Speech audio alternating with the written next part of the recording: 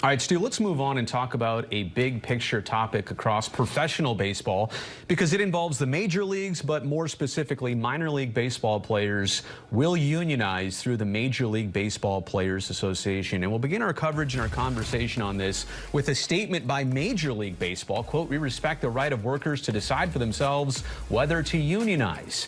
Based on the authorization cards gathered, MLB has voluntarily and promptly recognized the MLBPA as the representatives of minor league players. We are hopeful that a timely and fair collective bargaining agreement will be reached that is good for the game, minor league players, and our fans. Again, that is a Major League Baseball statement right there. So just from the onset, there's a lot to digest, and maybe we'll do that in a future episode of the show. But this appears to be a great thing for minor league baseball players in terms of their salary, their living conditions, and their support system, because you realize a lot of them, most of them right now, don't even have an agent to back them up.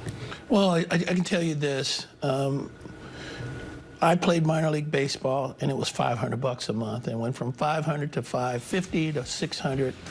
By the time I was in AAA, I might be lucky enough to make $1,100, $1,200 a month. Now, granted, that was a long time ago, but at the same respect, it gives you an idea. Gives you an idea, yeah. And I know that the salary structures this year aren't much different for where we are at this point in time. Right. Minor leaguers make money after they become free agents, similar to what you do here at the major league level. And they're a part of Major League Baseball. Right. But they weren't a part of the union. Right. Believe it or not. I mean, these are the guys that are going to be coming to the big leagues to fill the shoes of players past. Mm-hmm. And they did not have proper representation. I don't know how many times I've heard players call me and say, "Hey, man, you should see the hotel we're staying in. They have 2 or 3 of us in a room. 3 guys in a room, 2 guys in a room, maybe 3 or 4 guys in a room is unheard of, and it shouldn't happen. Travel up until you're in AAA pretty much is bus. Right. Some cities in AA you fly, and the buses aren't that great, quite frankly. Meal money has improved, but meal money still, the per diem, is not that great. And there's just so many things that happen on the minor league level where you need representation. You need somebody behind you to back you up to further your progress.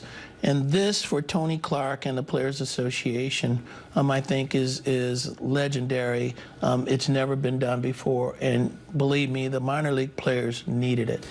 I understand there's a fine line. These are not major leaguers. We're not asking them to be treated like major leaguers, staying at 4 seasons and chartered planes, but treat them like professionals, because at some point, I don't think, to what you're saying, you're not even treated like a professional at your craft, at your job. So we can also dive into this at some other point, maybe conflicts down the road. It's the Major League Baseball Players Association now taking care of minor leaguers and major leaguers.